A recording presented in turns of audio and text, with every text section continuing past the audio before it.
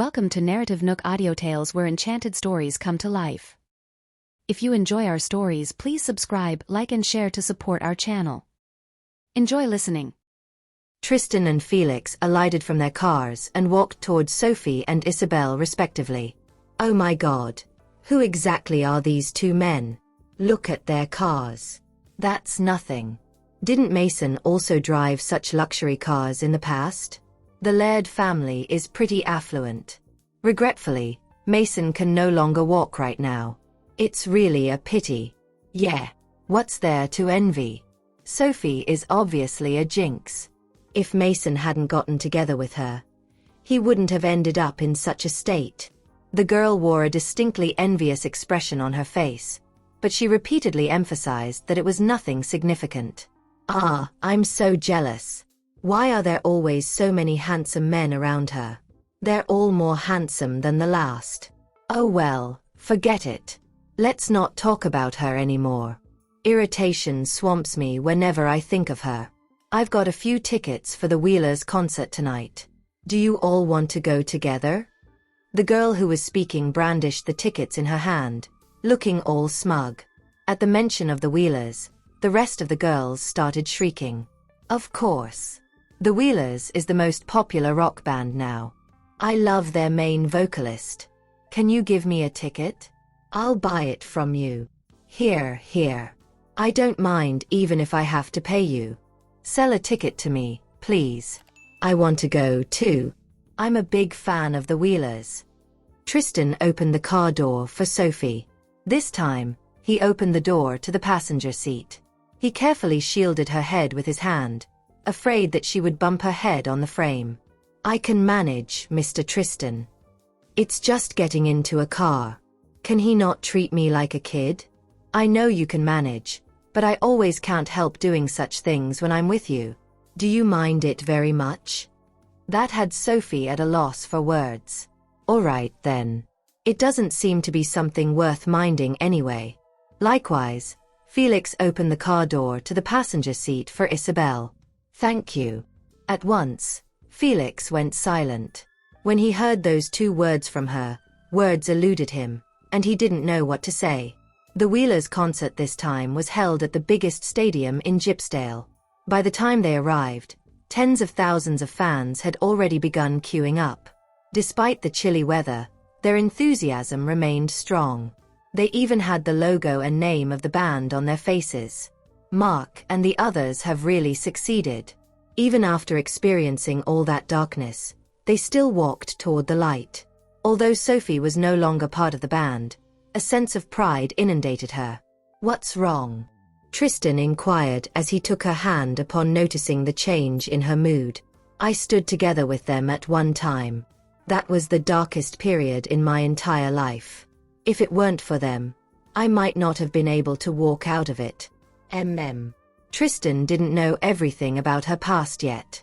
However, as long as she was willing to talk, he was ready to listen any time. Yet, Sophie didn't continue speaking about that. There were too many fans that they couldn't even find a parking space. While Tristan was looking for a parking space, Sophie's phone rang. Have you arrived yet, Sophie? Afraid that she wouldn't come, Mark rang her up directly. Yeah. I'm looking for a parking space right now. There were truly too many people, and many cars were parked haphazardly. In that case, just drive in. There are still a few parking spaces in the stadium. I'll come out and meet you. Mark was also aware that it wasn't easy to find a parking space. No, it's okay. Just notify the staff about it. The concert is starting soon, so focus on your preparation. They held each concert in high regard, and Sophie didn't want to trouble him. All right then. Come and look for me backstage after you get in. They all wish to see you. It had been 2 years since they had last seen her, and everyone missed her. Okay. After hanging up the phone, Sophie had Tristan drive into the stadium through a side entrance. Mark's manager was already waiting there. All she knew was that Mark's friend was coming. The man had always been aloof, and she had never seen him so enthusiastic toward anyone. Therefore, she was very curious. When she saw 4 luxury cars driving in together, A tumult of emotions brewed within her. Being in the entertainment industry, she had witnessed all sorts of scenes. But the instant she spotted the 4 luxury cars appearing at the same time, her eyes still went wide. "Hello, I'm Mark's manager, Chloe Meyer. Are you Ms. Tanner?" Her voice shook slightly. Sophie glanced at the woman in front of her, reckoning that she was in her 30s and appeared pretty amicable. "Nice to meet you. I'm Sophie Tanner. I'm sorry for troubling you." Indeed, she was a touch embarrassed that Chloe had to come out personally at such a time. "Ms. Tanner, I always hear the band members talk about you, especially Mark. He really likes you a lot."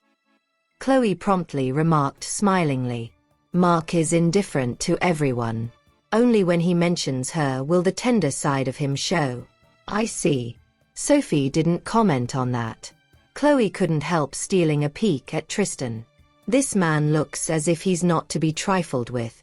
Please follow me, Ms. Tanner," she murmured to Sophie. She then led the 4 cars into the parking lot in the stadium. Subsequently, she brought the other 5 people to their seats. "Ms. Tanner, this seat is specially reserved for you by Mark. The band members had been reserving the best place for you, though you never attended their past concerts. In fact, that had become a tradition in the Wheelers' concerts." Isabel peered at her uncle cautiously. "I wonder how Uncle Tristan feels when there's a man who's so attentive to Sophie. Mark seems to like Sophie a lot." "You have too many romantic rivals, Mr. Tristan. It's practically impossible for him to guard against them, especially when they span industries." Tristan said nothing, his hand draped across the back of Sophie's chair. "Romantic rivals? Are they even worthy of being called that?" Felix couldn't help chuckling. At once, Tristan swung his gaze at him. "Why are you laughing? What's so funny?" he questioned airily. Immediately, Felix put away the smile on his face. "Nothing. I wasn't laughing either. Please ignore me, Mr. Tristan. Just regard me as thin air." Still, he couldn't conceal his smile. Isabel nudged him with her wrist, signaling him to keep a low profile. "Mark and the others are waiting for you backstage, Ms. Tanner. Would you like to go over with me now?" As Chloe said that, she reflexively glanced at Tristan. "I'll be back in a jiffy." Sophie got up from her seat, planning to go backstage for a while. The audience seating was almost full, and the concert was starting soon. The moment her words fell, the temperature around them seemed to have plummeted over 10 degrees in the blink of an eye. "Oh God, I suddenly feel chilly. Is the air conditioning in the stadium not working?" Charles couldn't help rubbing his arms. "I don't think you're chilly. You're sick of living," Sean drawled. "Okay, go ahead." Despite feeling chagrined that Sophie was going to meet some other men, Tristan still agreed magnanimously. Charles and Sean exchanged glances, not expecting that Tristan would be so tolerant toward Sophie. However, Sophie did not give it any thought. When Isabel saw that Sophie wanted to head backstage, she rose to her feet too. "Sophie, could I go with you? I want to meet the other members of the Wheelers. I'm really a fan of them," Isabel blurted excitedly. "Come on then. Let's go over there together and take a look," Sophie replied. She did not think it was a big deal to go backstage and have a look. Isabel flung her arms around Sophie and kissed her on the cheek. "I knew all along that you're the nicest to me. Sophie, you've no idea how much I adore you." Felix could not help flicking a glance at Isabel. Isn't she being a little too bold? How does she have the guts to tease Mr. Tristan's woman in front of him? Does she have a death wish? Indeed, Tristan did not look too happy. It did not please him to see others teasing Sophie, regardless of their gender. "Even though that person is my niece, I still feel the same way." However, Isabel had nothing to worry about since Sophie was around. "With Sophie here, Uncle Tristan won't be able to do anything to me." "Be careful," Felix cautioned. In truth, he wanted to follow them backstage, mainly because he was worried about Isabel. However, thinking that it would not be appropriate for so many of them to head over there together, he dismissed the thought. After Sophie led Isabel backstage, They found that it was indeed chaos there. Even the band's manager was stupefied after taking in the situation. The concert is going to start in 10 minutes. What on earth is going on here? What happened? Wasn't everything confirmed already? What's going on now? The manager asked anxiously. There's a crowd of 100,000 people at today's concert. If something goes wrong in any one of the segments, the consequences will be disastrous. Sonny injured his hand. Sonny was the band's drummer. The main highlight of the band was that they performed all their music live, but now Sonny's hand was injured, and losing their drummer meant their performance would be lackluster. How did he get hurt? He was fine when I left earlier, wasn't he? The company only gave us such an incredible opportunity because they believed in us. Even the biggest stars don't get this kind of treatment. The manager exclaimed worriedly, looking like she was about to cry. How could something like this happen to me? What happened? Sophie inquired. She was not convinced that it was an accident. It's simply too much of a coincidence. It was so scary, Sophie. I went to the washroom just now, right? Well, a few people grabbed me and immediately hit my hand. Sonny was the youngest in the band, so everyone's expressions were grim after they discovered what had befallen the apple of the band's eye. Do you mean some people sneaked backstage, followed you, and hurt your hand? Sophie asked in an icy tone. They used to be in the band together, so Sophie was upset to see Sonny injured. Noticing the expression on her face and not wanting her to worry, Sonny smiled and said, "I'm fine, Sophie. It's nothing serious. You don't have to be concerned." Sophie walked up to Sonny. Taking his hand, she glanced at it and announced, "You can't perform at today's concert. Arias hasn't gone back yet. I'll get him to come and check on Sonny later." "What? I can't perform today? This is our biggest concert since we started the Wheelers, and everyone attending this concert is a loyal fan of the band. How can I not be a part of it?" Sonny simply could not accept it. However, his face paled from the excruciating pain after he attempted to move his wrist. "Don't you care about your hands? Don't you want to play drums anymore? If you behave like this now, how will you play drums in the future?" Sophie demanded angrily. Sonny was also infuriated. "Then tell me what I'm supposed to do now. I hate myself for being so feeble after what happened. Being this powerless sucks. Damn it. The culprits better hope I don't get my hands on them. If I find out who did this, I'll cripple them." Mark growled. Since he had spent some time in the entertainment industry before forming the band, there was a certain domineering edge to his aura. Nonetheless, it was that domineering aura that his fans loved and swooned over, especially the female fans. "Anyway, that's enough for now. We'll talk about this after the concert ends," he continued. "It doesn't matter who did it. I won't spare anyone who dares to lay even a finger on the band members. Sophie, you used to be a drummer too. Why don't you take my place? Yeah, you did so well that time at Nocturnal. Even though you haven't practiced in a while, you've still got it. Why don't you perform with us? No matter what, you're still a member of the band. Now that we're in this predicament, you wouldn't just stand idly by and do nothing, right?" Sophie had always been the soul of the band. "Sophie, did you used to be part of the Wheelers?" Isabel could not believe her ears. "Think of it as a favor to me, Sophie. I really don't want everyone's hard work to go down the drain." Sonny, who was around the same age as Sophie, gazed at her with a pitiful expression. "Ms. Tanner, the Wheelers signed a bet on agreement with the company this time. If the concert fails to proceed as planned, the band will have to pay a large sum as compensation," the manager explained nervously. "Back then, I thought it was a profitable deal with minimal risk for the band. That's why I dared to sign such a contract. I never imagined something like this would happen." "What? I can't believe that happened," Sophie uttered in disbelief, wondering if her ears had deceived her. The manager was on the verge of tears as everyone's gazes fell on her.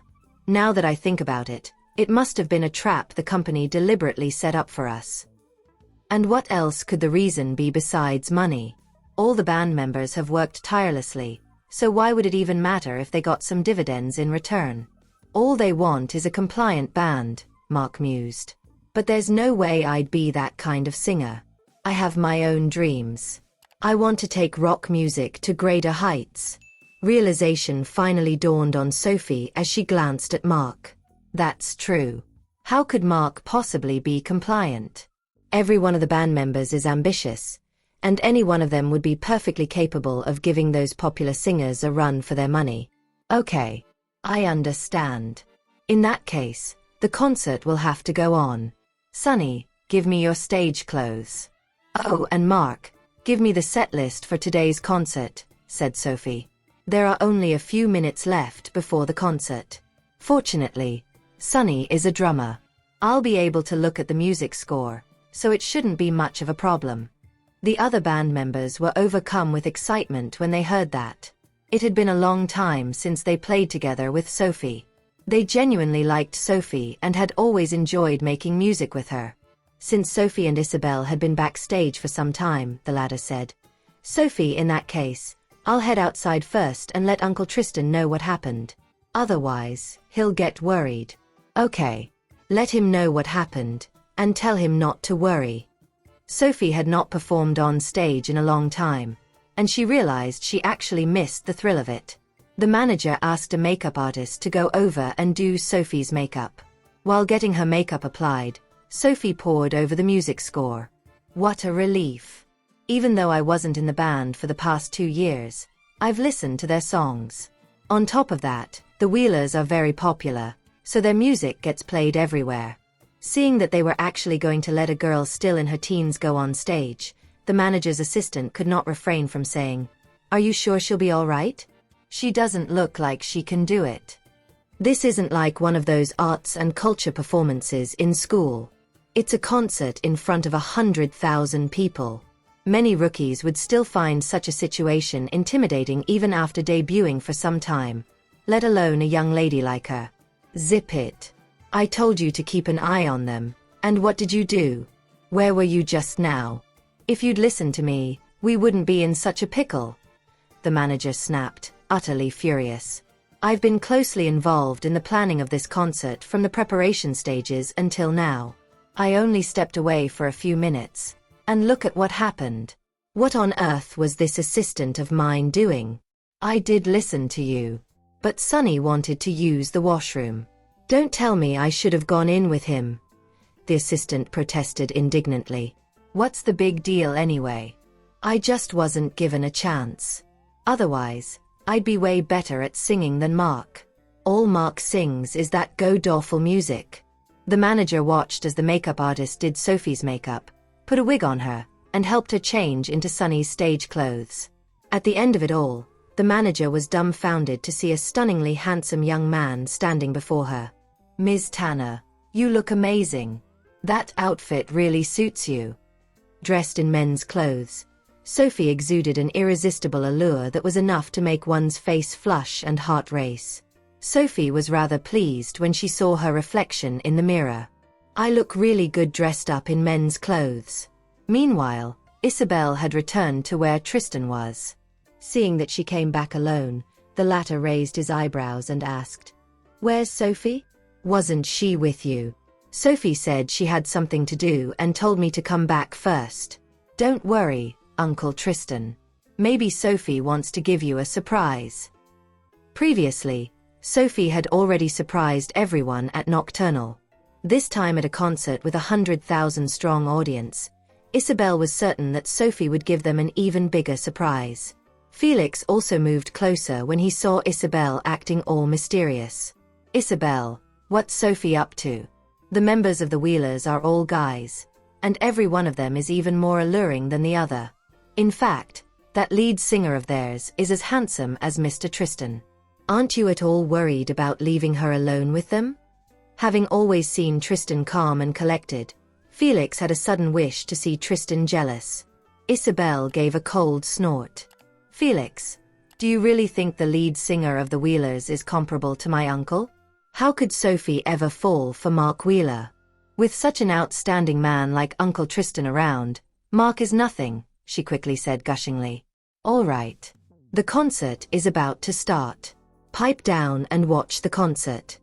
A countdown timer had appeared on the big screen. Holding their breaths in anticipation, the audience began to count down along to the timer. Some of them even erupted into loud shrieks of excitement. Finally. We're here at the venue for the Wheelers' concert. We're finally going to meet our idols. A platform lift slowly rose in the center of the stage, and the 5 members of the Wheelers appeared on stage together.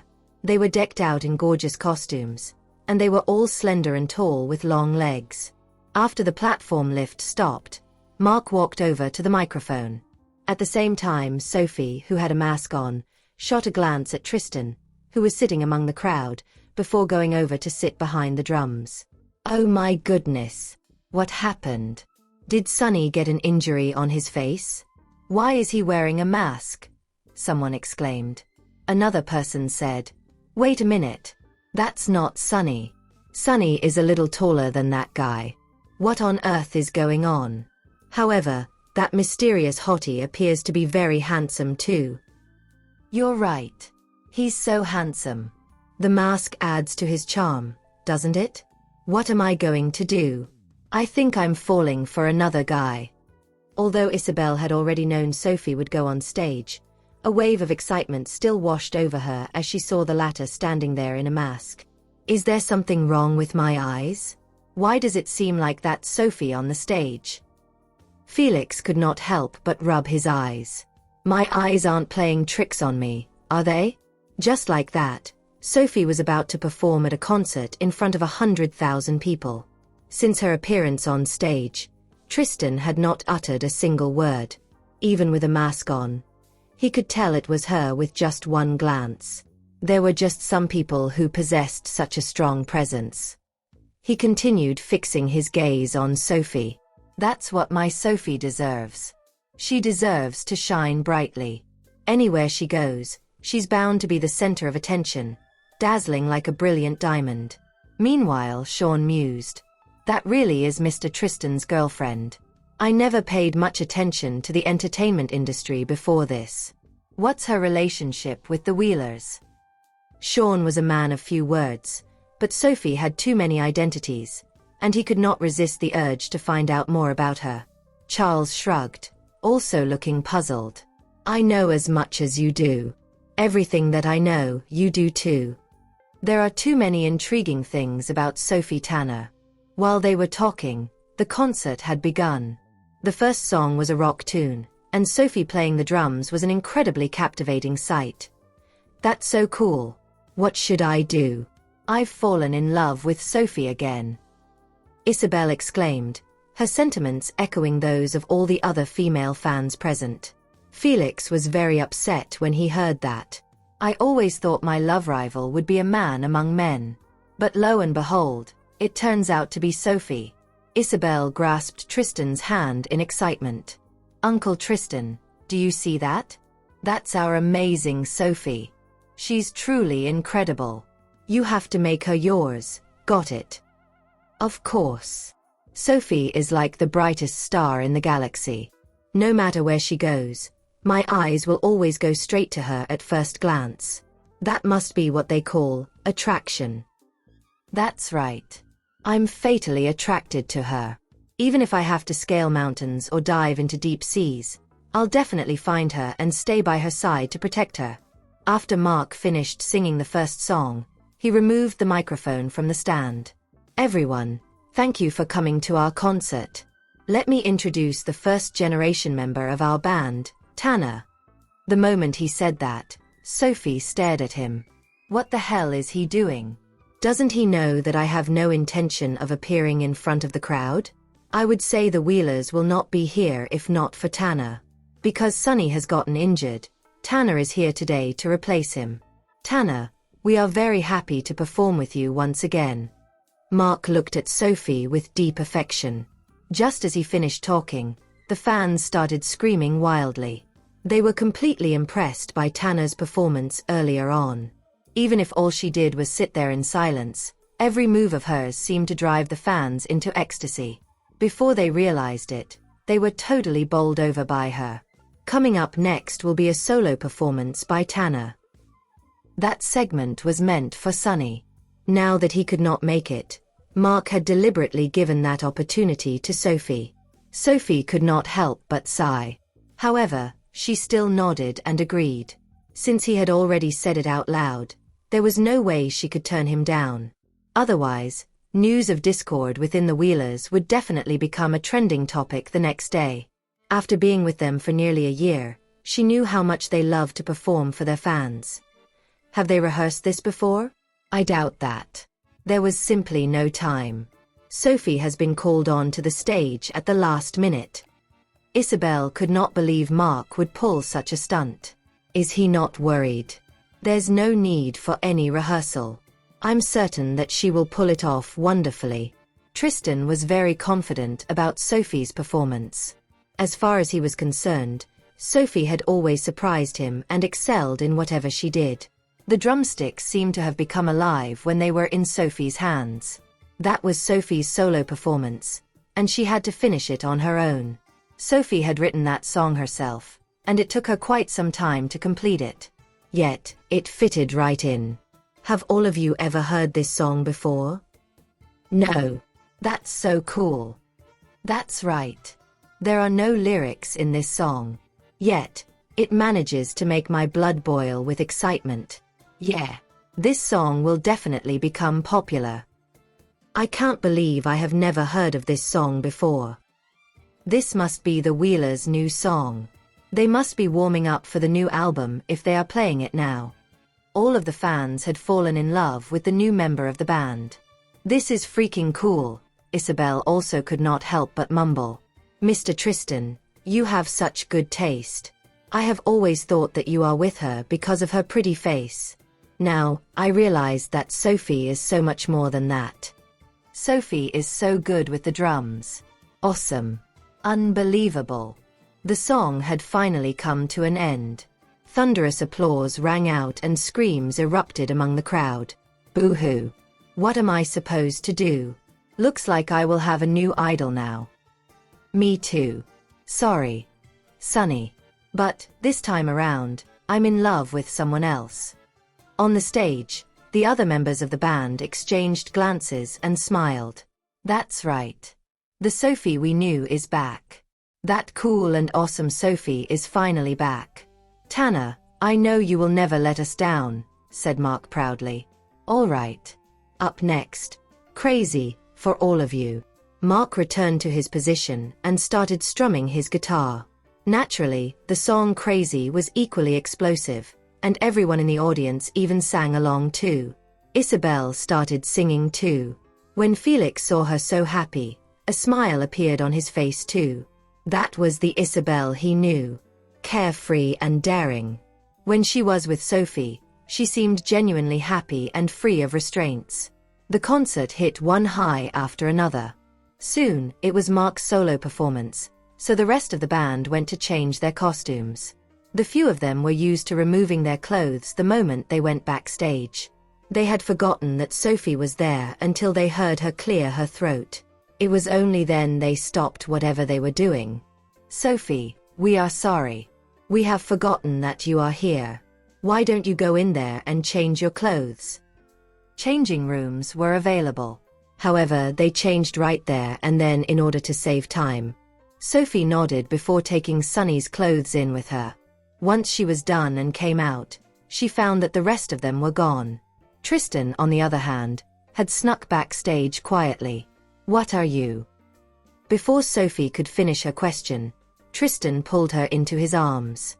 I don't like the smell of other men on your body. He was aware that she was wearing another man's clothes at that moment. Sophie did not attempt to struggle. She allowed him to embrace her as he wished. Mr. Tristan, it's about time I get on to the stage. Mark's solo only lasted for around 5 minutes. Sophie had spent too much time backstage and could not afford to delay anymore. Ms. Tanner, I'm jealous. If that's the case, shouldn't she comfort me a little? Sophie felt helpless. Mr. Tristan, what kind of comfort does he need? There was no way she would abandon the Wheelers. After all, They were there for her during her darkest days. Just one kiss will do. Sophie was speechless. He isn't jealous. He's just trying to be cheeky. Knowing that she was running out of time, she gave him a light peck on his lips and nothing more. Will this do? Asked Sophie. Tristan held on tightly to her waist, pulled her into his arms again, and gave her a completely different kind of kiss. Remember something. This is how a real kiss should be. Go on. I'll let you off for now. Sophie was dumbfounded. She suspected that he might have eaten up all of her lipstick in that one passionate kiss. When Sophie went out, the makeup artist was already waiting for her. She immediately touched up her lipstick the moment she saw it was gone. Where's Uncle Tristan? Isabel had been focusing all her attention on Mark's performance just now that she had forgotten that her Uncle Tristan had disappeared. He must have gone backstage. There was no way Felix would believe that Tristan had gone to the washroom. Just then, Tristan returned to his seat, looking nonchalant. Felix teased him. Mr. Tristan, you can't bear to let Sophie go for a few minutes? Come on. Charles chimed in. Mr. Tristan, since when did you become so pathetic? I guess you didn't get what you want. Shall I arrange for a few ladies to serve you tonight? Even if you kidnap a fairy from heaven right now and give her to him, she will never be as good as Ms. Tanner, teased Sean. Tristan was absolutely enamored with Sophie. He certainly had no time for other women. Am I just like all of you? Even in the past, I was nothing like any of you. Tristan was a clean freak. Therefore, he never had the habit of sleeping around even before he met Sophie. Charles was at a loss for words. Charles had nothing else to say, for it seemed like he was really the only one who was wasting his life fooling around. Isabel, what do you think of Charles?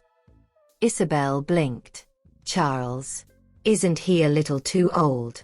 Has he forgotten Charles's age, or has he forgotten my age? Okay, Sophie has started performing now, so quiet down. Why are they being so loud instead of watching the wonderful performance? Charles, Felix, and Sean all fell silent at that. The three of them could only rub their noses awkwardly while looking at Tristan's solemn expression. The concert began at 8 and ended at 11:30. Even after the last song, the fans were still glued to their seats, not wanting to leave. Thank you everyone, said Mark, who had always been someone cool and aloof. The Wheelers then bowed and thanked the audience. By then, the fans below the stage had started crying. That's insane. Are fans that scary nowadays? How is that insane? Every single member in the Wheelers is amazing. They're worth going crazy for. Isabel instantly defended. Okay, you guys head back first. I'll wait here for Sophie. Tristan did not have the patience to keep hearing them talk nonsense. Let's go. It looks like we're doing nothing but wasting time here, Sean blinked at the others. Someone doesn't want us here. Uncle Tristan, can I wait with you for Sophie? Isabel was still reeling in from the thrill of the concert. She had tons of things to talk to Sophie about, and she really did not want to head back before meeting her. It's late, and the concert was 4.5 hours long. Do you think that Sophie still has the energy to talk to you? Being involved in the concert was a tiring job. Moreover, she had not even had the chance to practice the songs before going on stage. There was no way she would not be exhausted by then. Oh, you're right. I'll go back first then. Uncle Tristan, you have to take good care of Sophie. Isabel could only force the words down her throat and leave with Felix. When Felix saw how reluctant Isabel was, he grabbed her hand and pulled her into his arms so that no one could crash into her. Isabel's face turned bright red at his gesture. Felix, I can walk by myself. However, Felix still did not let go of her. There are too many people here, and the fans are truly fanatics. I'll let go of you once we get outside. Since he had said that, she did not insist. If she did, things would become awkward. Thus, Isabel had no choice but to let Felix shield her in his arms and walk out of the venue with difficulty amidst the crowd. Meanwhile, after Sophie changed out of her clothes and removed her makeup before she went out, about to look for Tristan. To her surprise, Mark and the others were waiting outside. Sunny's hands had yet to be treated. "Sophie, your performance was amazing today," Sunny cried out. Indeed, no matter how much time had passed, Sophie was still the same person as ever. She could perform wonderfully at any time and any place. However, Sophie frowned when she looked at his swollen hand. "Why aren't you at the hospital? Didn't I ask him to look for Arius at the hospital? Why is he so heedless about his condition? Is he planning to never use his hand ever again? It's fine. I can go to the hospital tomorrow to get it checked out." Sunny then scratched his head with his other hand. It had been too long since he caught a glimpse of her performance, so he was reluctant to leave. He wanted to watch her for a little longer, but he ended up watching until the concert ended. "Don't worry, Sophie. I'll take him to the hospital tomorrow. Most doctors are done with their shifts by now. Even if we are popular, we can't possibly drag the doctors out of their beds, right? How can you leave this matter until the next day? Don't you know how important his hand is?" Sophie uttered. Her volume was getting louder without her noticing it. "Who did this? I have to find out who the culprit is. I'll never let this matter go." Sunny could not help but feel touched by how she reacted. He had been around Sophie for a year, so naturally, he knew that underneath her cold exterior was a caring soul. "It's okay, Sophie. It doesn't hurt that much.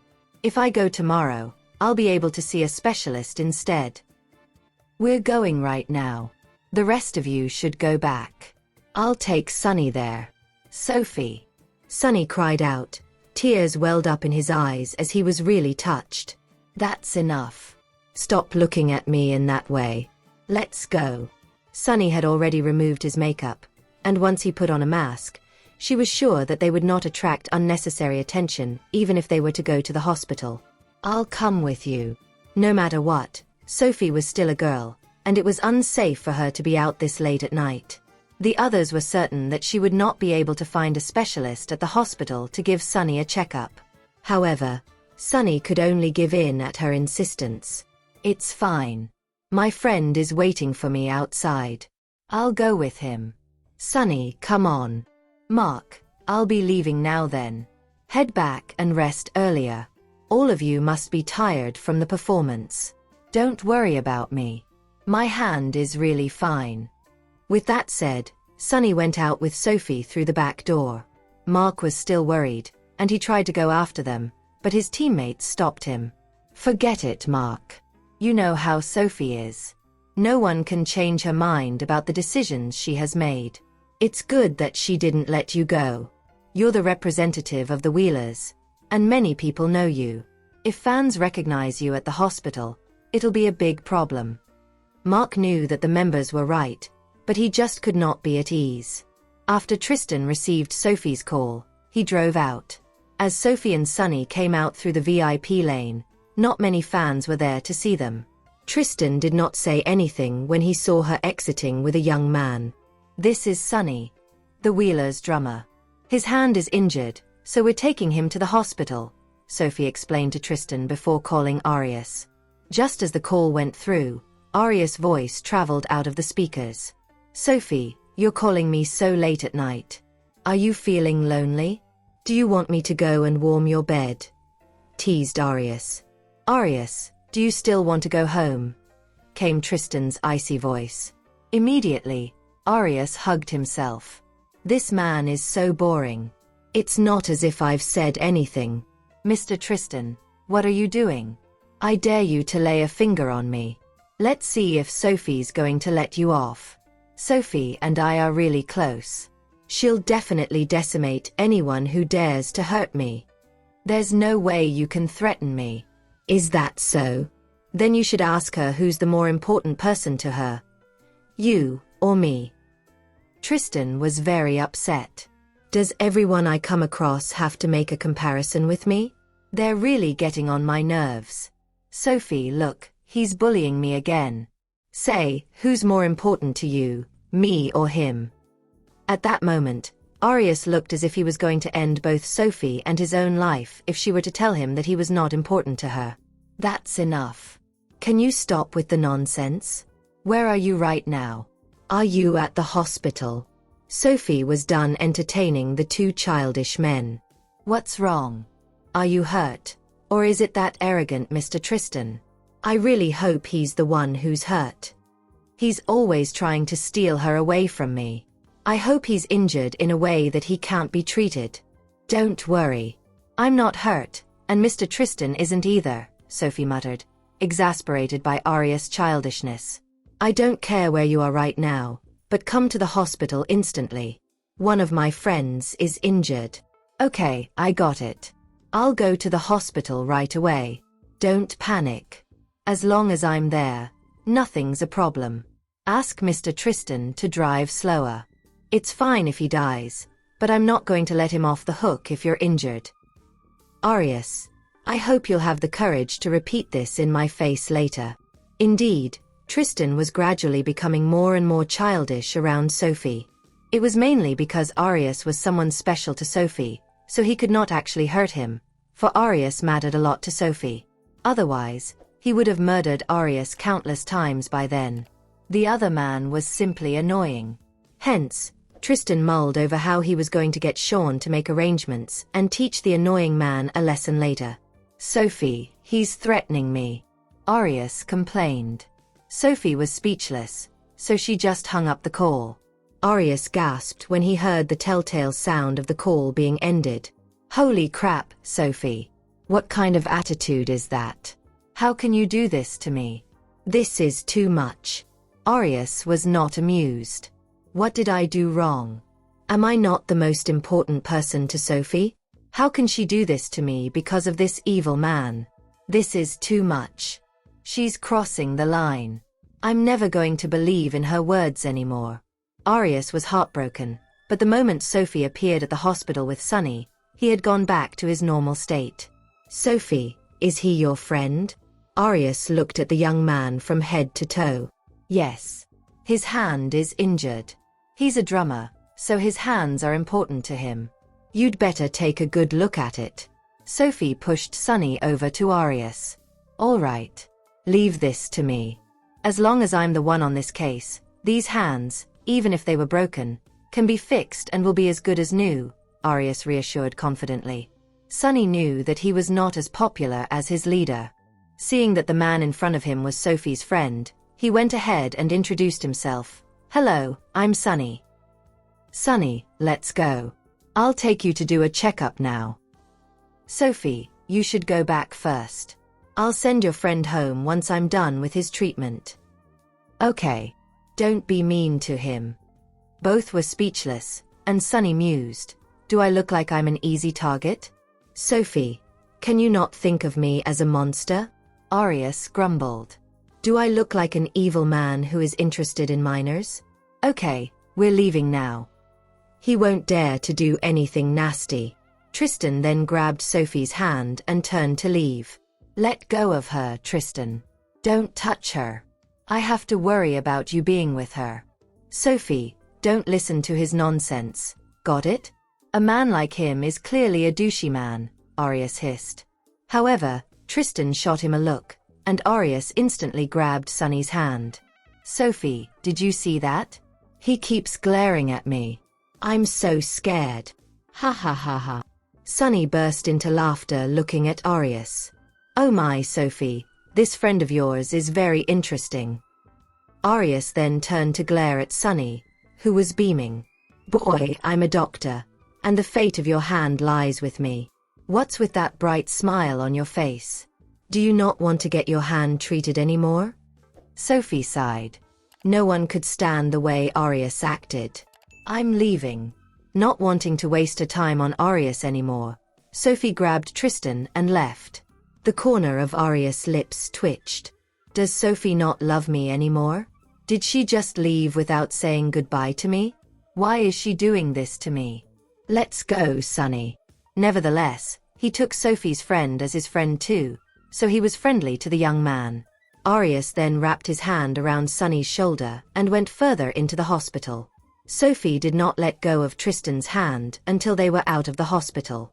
Mr. Tristan, you can head home by yourself. Sophie was planning to just take a cab home. At that, Tristan arched a brow. Where is she going so late at night?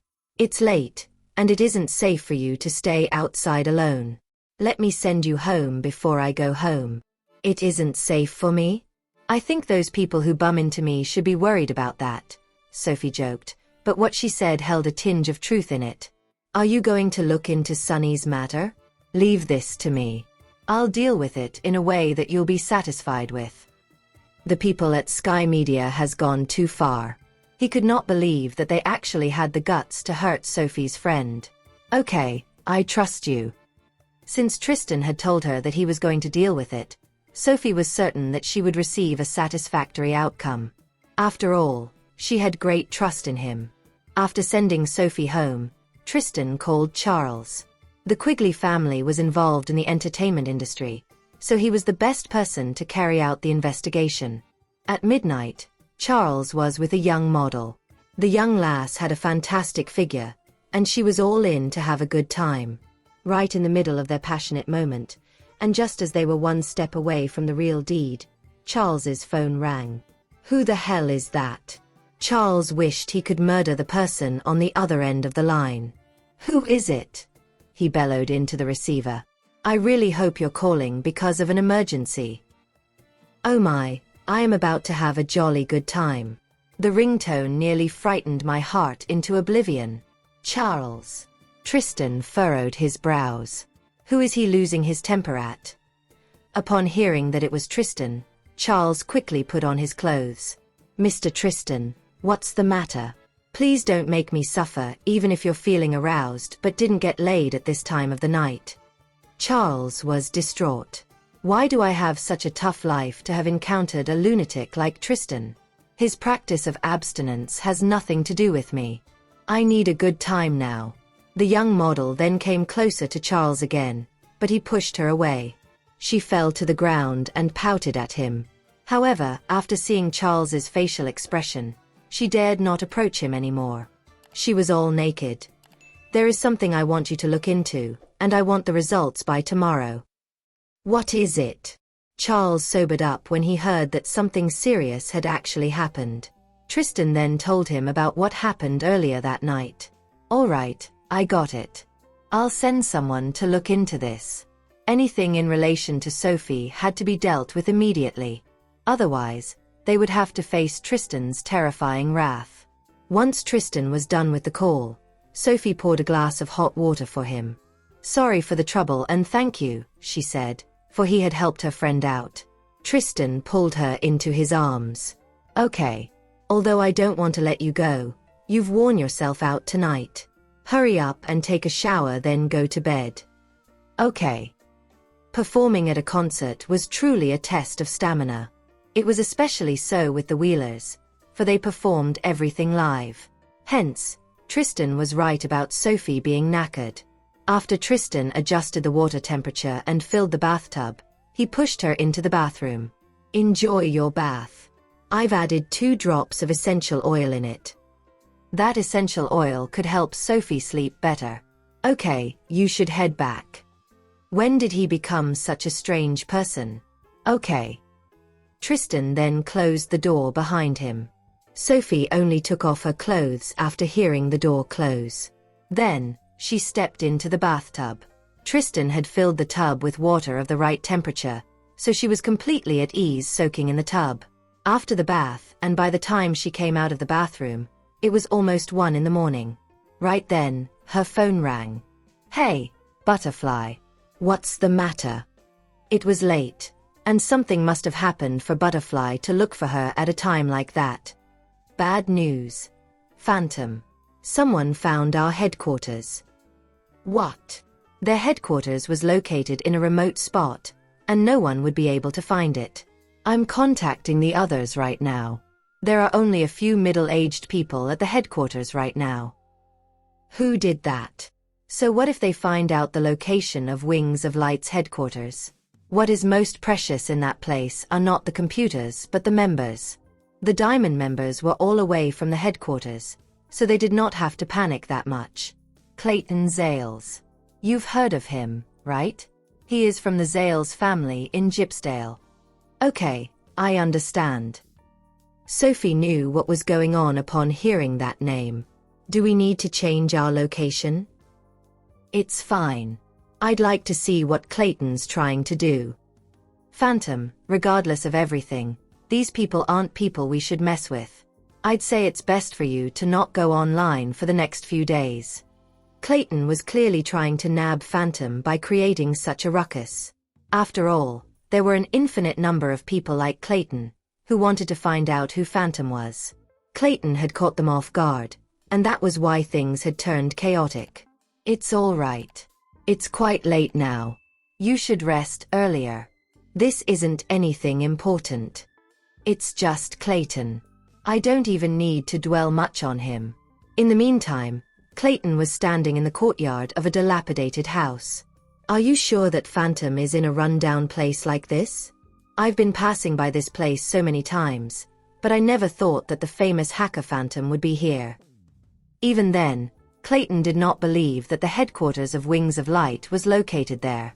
Clayton, their main base is really here. I've only found out about this by chance.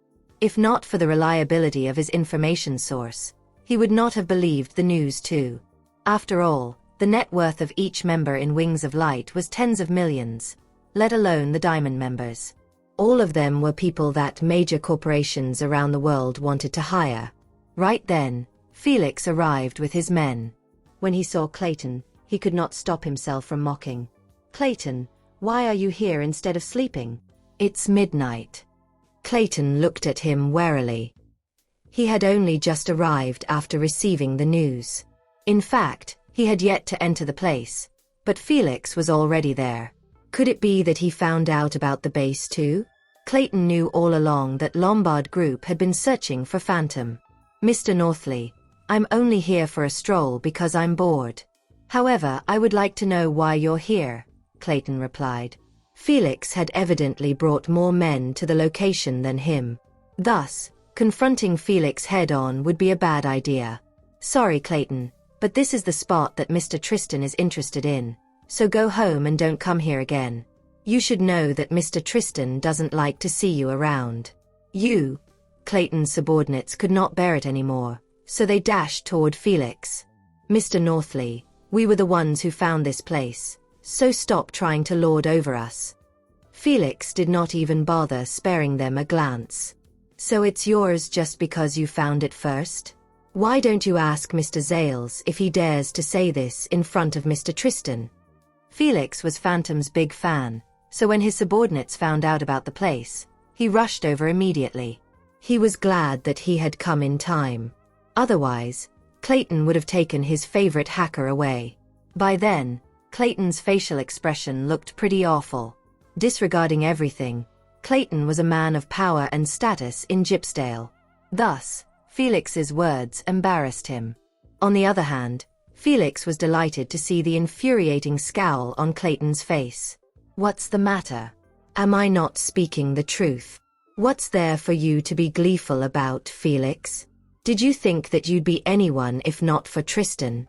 If the Northley family had not relied on the Lombard family, they would not have achieved anything.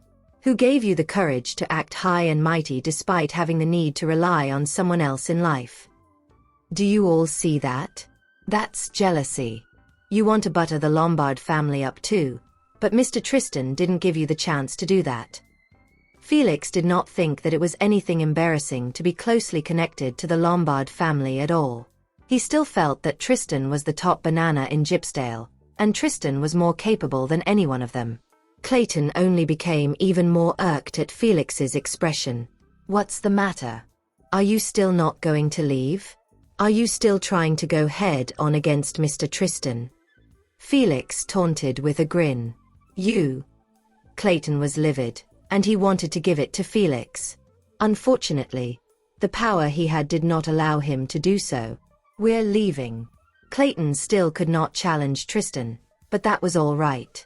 One day, he would certainly get Tristan to go on his knees before him. Ha! Felix was thrilled to see Clayton and his men leave. He immediately called Tristan. Mr. Tristan, are you really not going to come here? If you're not, I'm going to go in and meet Phantom.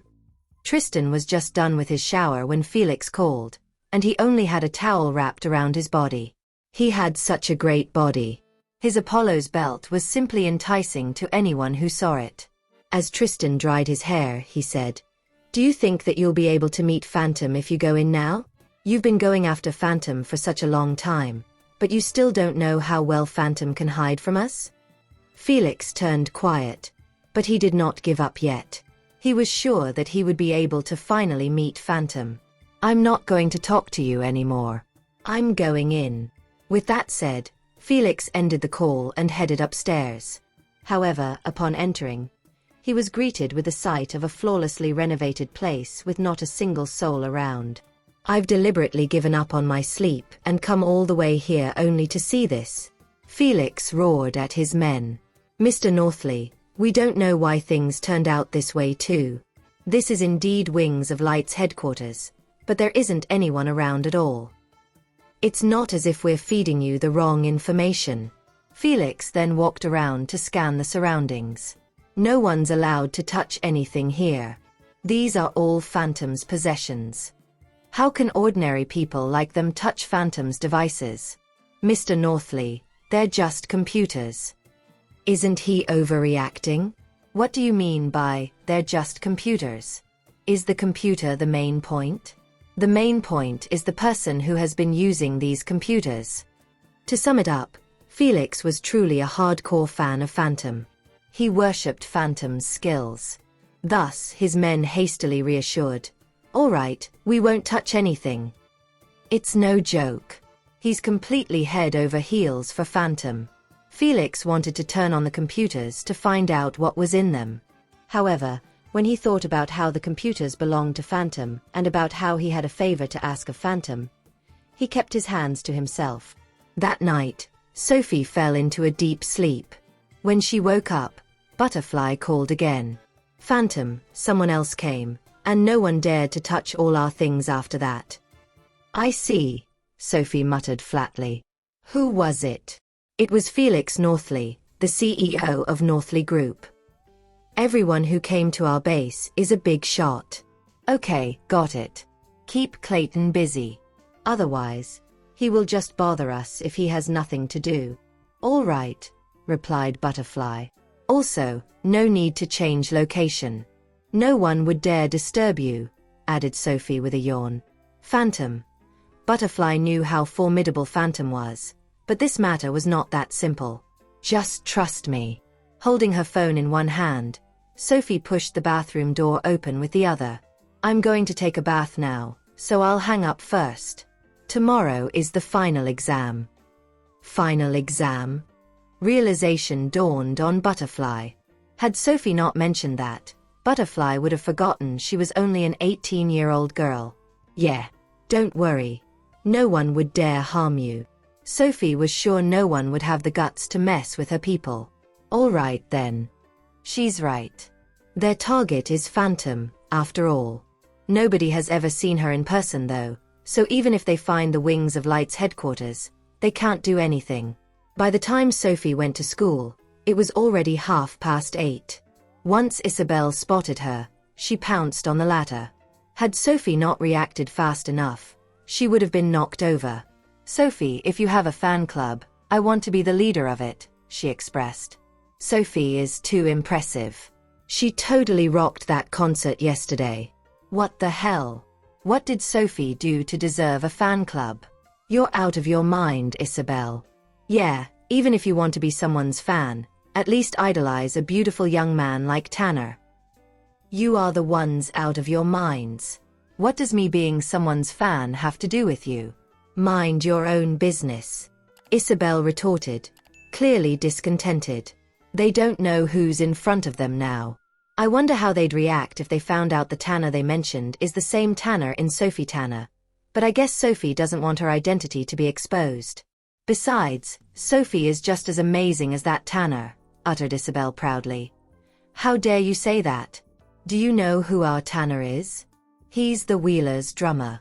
Not only is he tall, but he's charming as well. That man is unmatched. It's a shame we didn't get to see his face. If I could see what he looks like, I'd die in happiness, stated the girl regretfully. She was clearly a big fan of Tanner. Aren't you being a little exaggerated? What about your Sonny? Haven't you always worshipped him? Why did you suddenly jump ships? People change. As of now, I only have Tanner in my heart. Sophie would never have expected she would gain fans just by merely being a guest performer. You're incredible, Sophie, Isabel uttered in admiration. If you decide to join the entertainment industry, you have to bring me along, okay? Just then, Willow arrived. As the others noticed her presence, a gloating look appeared on their faces. Willow, haven't you always boasted about Mason being your fiancé? Now that he's in the hospital, how could you go and seduce another man? Watch what you're saying. What Willow does has nothing to do with you. What rights do you have to talk to her like this? Defended one of Willow's minions. Excuse me, I'm talking to Willow here. You don't need to speak for her. Didn't you say you loved him to death, Willow? Now that he's in the hospital, suddenly you don't love him anymore? Your love is only superficial. You're disgusting. Blinking her doe eyes at the girl who spoke, Willow acted pitifully. I do love him, but I can't do anything because the person he has always loved is Sophie. All I can do is give up. There was no way she would mention her past with Mason because she did not want Clayton to learn about it. Men like Clayton cared a lot about a woman's past. If he found out how much I loved Mason previously, I'd stand no chance. Really? I think you're just avoiding Mason because he's a cripple now. Mason doesn't deserve Willow, anyway. If you don't abandon a half-hearted man like him, would you rather keep him forever, then? They had witnessed how Mason treated Sophie, and to them, Willow leaving him was reasonable. Besides, Mason is nothing compared to Mr. Zales. Mr. Zales? You mean the one from Zales Corporation? Stop pulling our legs. How would he even be interested in Willow? Hearing that, Willow was immensely delighted. It doesn't sound believable, right? But it's the truth. Yes, it's him, and he's the one who approached Willow first. You guys can go be jealous in the corner. Our Willow is just this outstanding. Really? The other party still found it hard to believe. Yup, we're trying to date now, Willow confirmed, throwing a glance at Sophie smugly. As long as I can be with Clayton, compared to me, Sophie doesn't even amount to a speck of dust. How shameless. Clayton is nothing. Sophie's boyfriend is even more.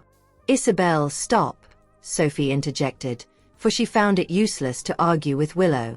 The exam is almost starting. Let's head in.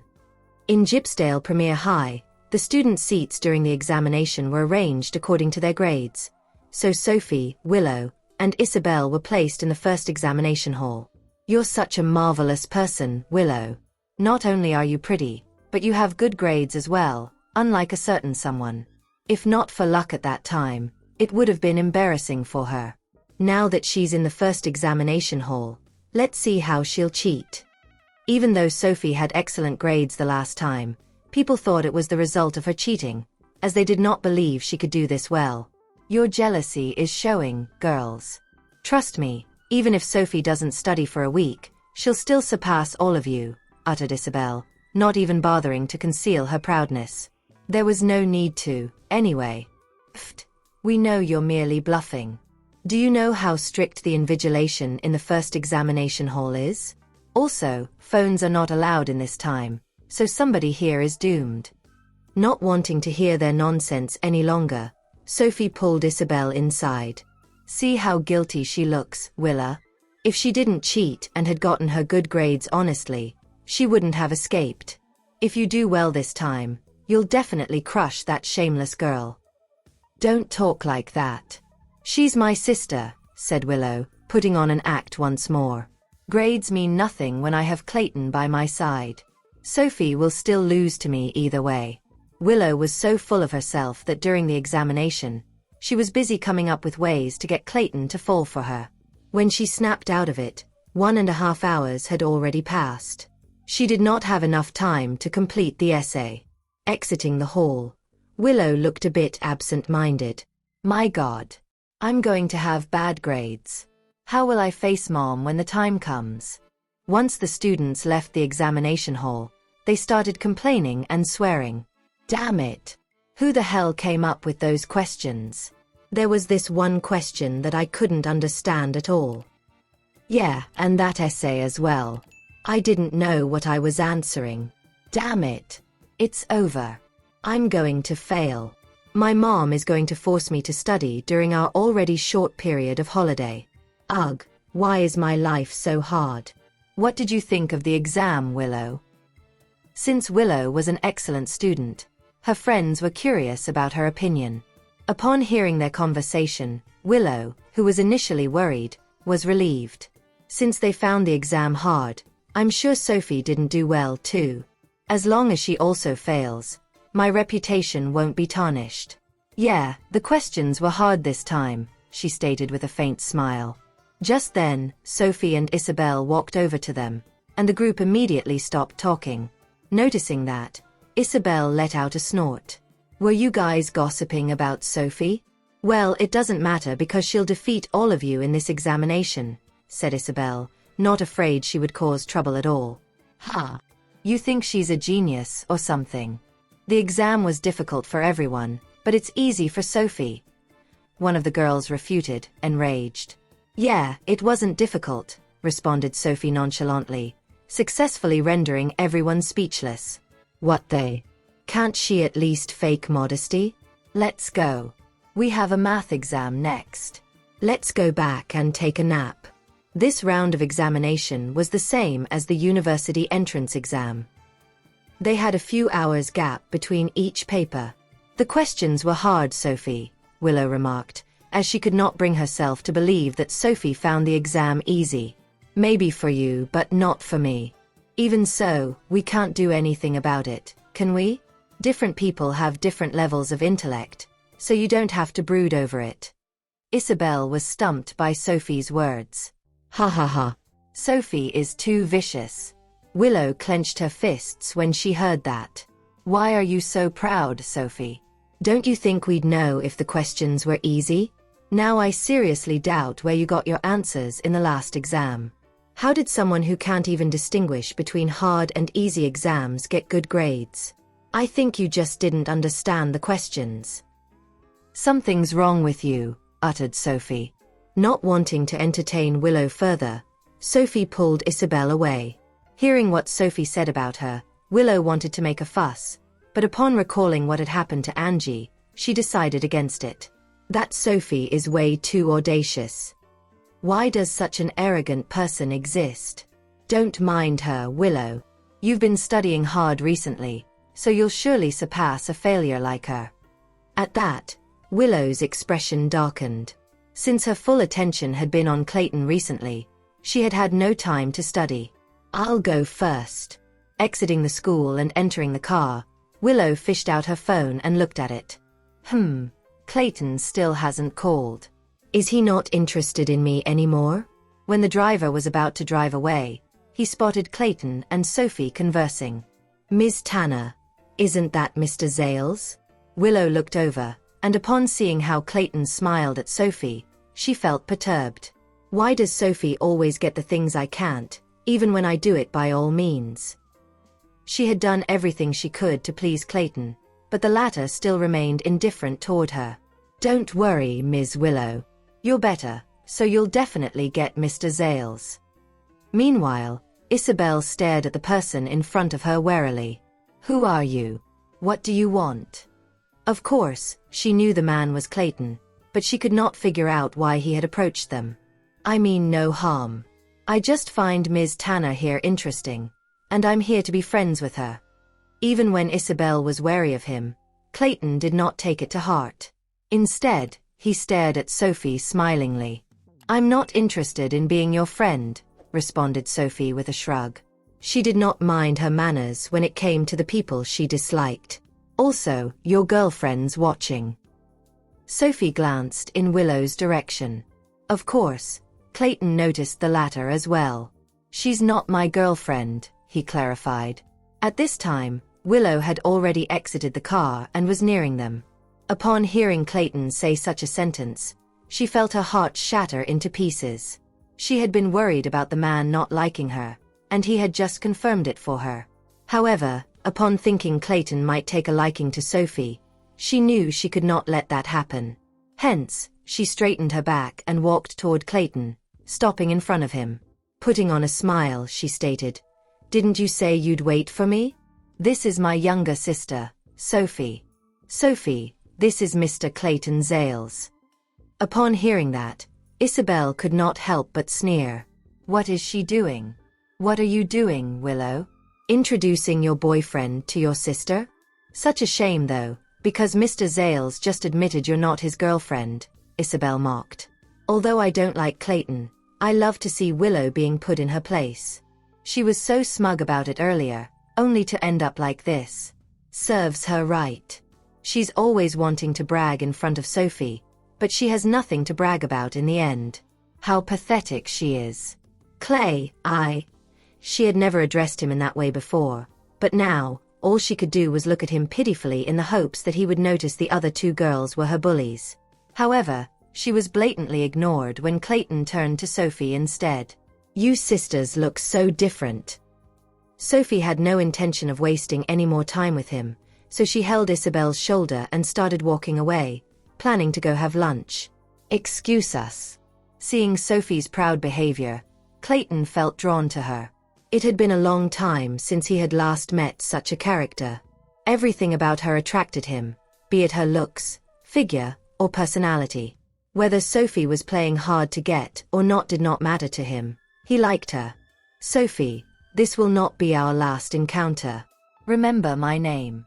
I am Clayton Zales, he yelled. When Willow heard that, her expression turned ugly. How could he say that right in front of me? What about me? Why did he approach me first? Clay, have you seriously taken a liking to Sophie? Don't, Willow, the man interrupted. Seeing as you're Sophie's sister, you can come to me if you need any help, but I'll be honest. I have no feelings for you. Clayton could see Sophie had no affection toward Willow, so there was no way he could get to Sophie through Willow. Willow's expression darkened even more. As I suspected, he likes Sophie for real. Haven't you heard about her, Clay? She might be my sister, but I must say she doesn't deserve you and isn't a match for you. She's nothing but a slut. Clayton's expression changed when he heard that as he stared at Willow in disbelief. Thinking he was convinced, Willow breathed a sigh of relief. I know I shouldn't have said that, but I was telling the truth. I really like you, Clay, and I don't want you to be deceived by people like her. Hence, I had to tell you this even though she's my sister. Watch your words, Willow. You shouldn't go around spewing nonsense like that. One more bad word about Sophie, and I'll get mad. Clayton's eyes narrowed dangerously. Initially, he did not have that much of a bad impression of Willow, but after hearing her say that, he found her disgusting. I didn't take you as an envious person because I thought you were a simple girl. Well, that did it. From now on, even if you need help, don't bother to come to me. I hate people who pretend to be innocent the most. With that, he turned around wanting to leave, but Willow grabbed his hand. Don't be like this, Clay. I really like you, and everything I told you is the truth. You have to believe me, she uttered, sounding immensely upset. Pulling his hand back, Clayton roughly pushed her aside, causing her to land on the ground. Disgusting. Willow's expression became extremely gloomy. I've always had the upper hand. How did it end up like this? What should I do now? Watching Clayton's car driving away, Willow directed her anger toward Sophie. Sophie. It must be her. She must have seduced Clayton. Otherwise, he wouldn't have treated me in this way. In the meantime, Isabel and Sophie were having their lunch near the school entrance. Sophie liked the spaghetti from this particular restaurant. It was just that there were too many customers, so they had to wait for a long time. When the spaghetti was finally served, Isabel handed a fork to Sophie. Dig in. It's yummy. Taking the fork, Sophie was about to eat when Willow suddenly appeared and grabbed the former's hair, planning to slam her head in the spaghetti. It must be because of this face.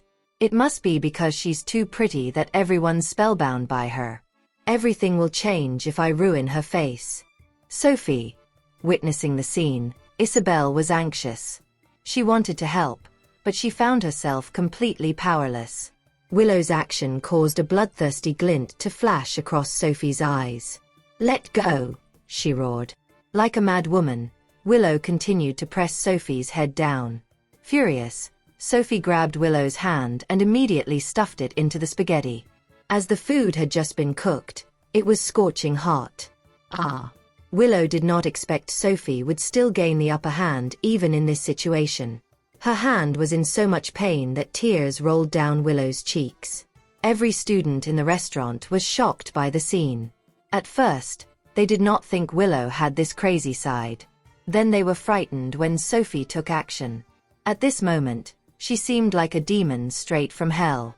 Her murderous aura was so strong that no one dared say a word, so the entire restaurant fell deathly silent.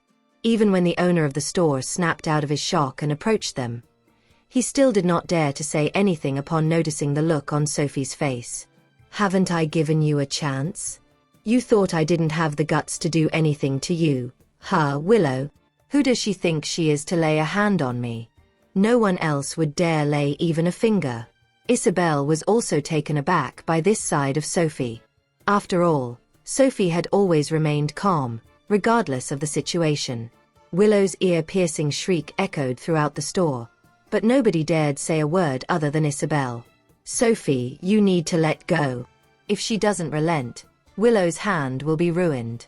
Hearing Isabel's voice, Sophie released Willow's hand, revealing how red and swollen it was. Her skin was even peeling back. "Sophie, I'm your sister," cried Willow bitterly. "How could you be this ruthless toward me?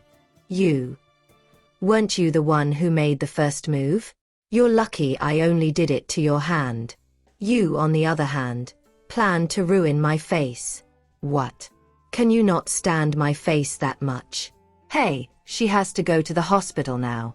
Or else, her condition will only worsen," uttered the owner of the store, finally having enough courage to speak. "Don't worry. It's only a hand. As I know how she is, money can easily resolve this issue as always, and I can afford that. That's how she always handles things, anyway. With money." At this time, Willow's face lost all color. "You're slandering me, Sophie. Am I?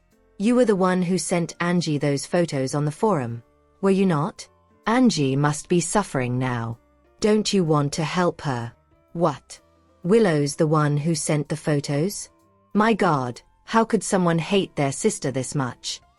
Yet she's always pretending as if she cares about her sister when she's actually envious of Sophie. No wonder. There's also that issue with Mason. She used to claim she loved him, but the moment he was crippled, she went and pursued Clayton. She's such a bad person. Yeah, she's a hypocrite." Faced with everyone's comments, Willow felt as if she was choking and running out of breath. "Why don't you just faint? If you do, you won't have to listen to them anymore," uttered Sophie, agonizing Willow even more. "She's such a fake. That poor Angie. It's such a pity she was used by someone like Willow. Had Angie not gotten involved, things would have been fine for her. Now that she's at that school, she's totally ruined. Mister, can I have another plate? I won't eat this one." Putting the dirty spaghetti away, Sophie sat down calmly. "Take a seat, Isabel." Looking at Willow, who was in pain, Isabel asked, "What about her?" "Don't mind her. She has her own phone and can call whoever she wants because two can play this game. Many people witnessed how she tried to ruin my face, anyway.